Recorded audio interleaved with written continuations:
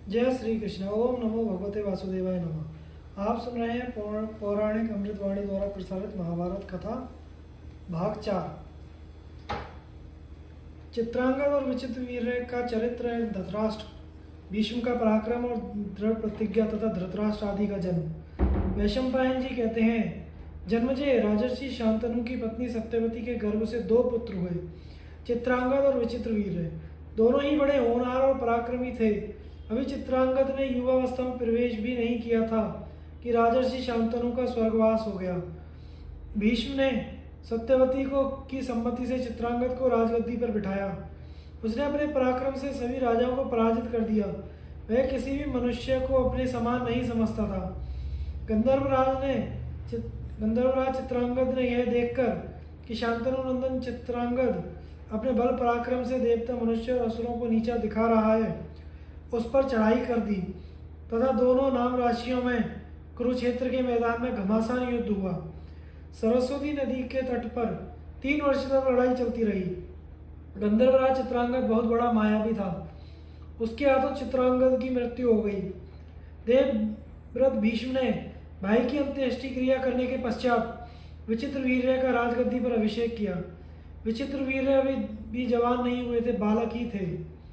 वे भीष्म की आज्ञा अनुसार अपने पैतृक राज्य का शासन करने लगे। विचित्र वीर्य थे आज्ञाकारी और भीष्म रक्षक। जब भीष्म ने देखा कि मेरा भाई विचित्र वीर्य यौवन में प्रवेश कर चुका है, तब उन्होंने उसके विवाह का विचार किया। उन्हीं दिनों उन्हें यह समाचार मिला कि काशी नरेश की 3 कन्याओं का स्वयंवर हो रहा है। उन्होंने माता की सम्मति लेकर अकेले ही रथ पर सवार होकर काशी की यात्रा की। स्वयंवर के समय जब राजाओं का परिचय दिया जाने लगा, तब शांतनु नंदन भीष्म को अकेला और बूढ़ा समझकर सुंदरी कन्याएं घबराकर आगे बढ़ गईं। उन्होंने समझा कि यह बूढ़ा है। वहां बैठे हुए राजा लोग भी आपस में हंसी करते हुए कहने लगे कि भीष्म ने तो ब्रह्मचर्य की प्रतिज्ञा ले ली थी, अब बाल सफेद होने और झुर्रियां पड़ने पर यह बूढ़ा लज्जा छोड़कर यहाँ क्यों आया है। यह सब देख सुनकर भीष्म को रोष आया। उन्होंने अपने भाई के लिए बलपूर्वक हरकर कन्याओं को रथ पर बैठाया और कहा कि क्षत्रिय स्वयंवर विवाह की प्रशंसा करते हैं और बड़े बड़े धर्मज्ञ मुनि भी, किंतु राजाओं, मैं तुम लोगों के सामने कन्याओं का बलपूर्वक हरण कर रहा हूँ। तुम लोग अपनी पूरी शक्ति लगाकर मुझे जीत लो या हार कर भाग जाओ। मैं तुम लोगों के सामने युद्ध के लिए डटकर खड़ा हूँ। इस प्रकार समस्त राजाओं और काशी नरेश को ललकार कर वे कन्याओं को लेकर चल पड़े। भीष्म की इस बात से चिढ़कर सभी राजा ताल ठोकते, होठ चबाते उन पर टूट पड़े। बड़ा रोमांचकारी युद्ध हुआ। सबने भीष्म पर एक साथ ही 10,000 बाण चलाए, परंतु उन्होंने अकेले ही सबको काट डाला। उन्होंने बाणों की बौछार से भीष्म को रोकना चाहा, परंतु भीष्म के सामने किसी की एक ना चली। वह भयंकर युद्ध देवासुर संग्राम जैसा था। भीष्म ने उस युद्ध स्थली में सहस्त्रों धनुष, बाण, ध्वजा, कवच, सिर काट डाले। भीष्म का अलौकिक और अपूर्व हस्तलाघव तथा शक्ति देखकर शत्रु पक्ष के होने पर भी सब उनकी प्रशंसा करने लगे। भीष्म विजयी होकर कन्याओं के साथ हस्तिनापुर लौट आए। वहां उन्होंने 3 कन्याएं विचित्र वीर्य को समर्पित कर दी और विवाह का आयोजन किया। तो काशी नरेश की बड़ी कन्या अंबा ने भीष्म से कहा, भीष्म, मैं पहले ही मनी मन राजा शाल्व को पति मान चुकी हूँ। इसमें मेरे पिता की भी सम्मति थी। मैं स्वयंवर में भी उन्हें ही चुनती। आप तो बड़े धर्मज्ञ हैं, मेरी यह बात जानकर अब धर्मानुसार आचरण करें। भीष्म ने ब्राह्मणों के साथ विचार करके अंबा को उसके इच्छा अनुसार जाने की अनुमति दे दी और शेष 2 कन्याओं अंबिका और अंबालिका को विचित्र वीर्य के साथ ब्याह दिया। विवाह के बाद विचित्र वीर्य यौवन के उन्माद में उन्मत्त होकर कामासक्त हो गया। उसकी दोनों पत्नियां भी प्रेम से सेवा करने लगी। 7 वर्ष तक विषय सेवन करते रहने के कारण भरी जवानी में विचित्र वीर्य को क्षय हो गया।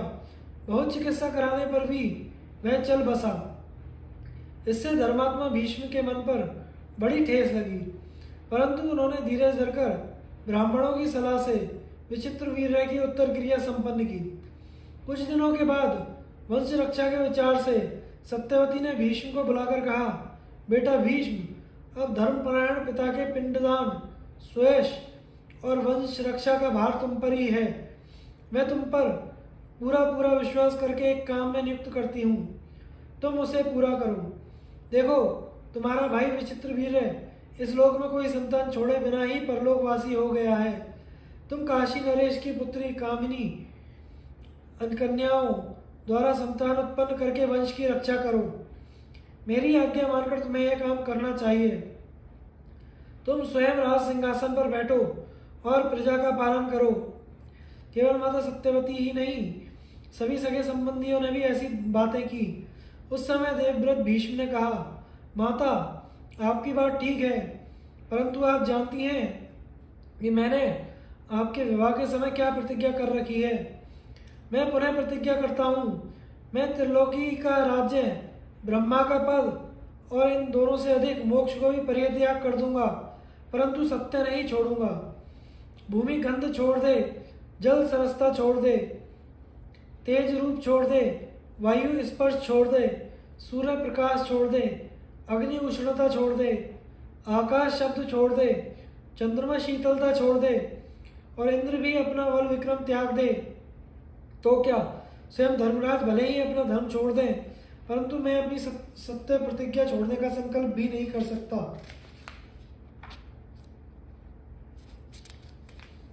भीष्म की भीषण प्रतिज्ञा की पुनरावृत्ति सुनकर सत्यवती ने फिर उनसे सलाह की और निश्चय अनुसार व्यास का स्मरण किया। व्यास ने उपस्थित होकर कहा, माता, मैं आपकी क्या सेवा करूं? सत्यवती ने कहा, बेटा, तुम्हारा भाई विचित्रवीर्य निस्संतान ही मर गया है, तुम उसके क्षेत्र में पुत्र उत्पन्न करो। व्यास जी ने स्वीकार किया। उन्होंने अंबिका से धृतराष्ट्र, अंबालिका से पांडु को उत्पन्न किया। जब अपनी अपनी माता के दोष के कारण धृतराष्ट्र अंधे और पांडु पीले हो गए, तब अंबिका की प्रेरणा से उसकी दासी ने व्यास जी के द्वारा ही विदुर को उत्पन्न किया। महात्मा मांडव्य के शाप से धर्मराज ही विदुर के रूप में अवतीर्ण हुए। ऋषि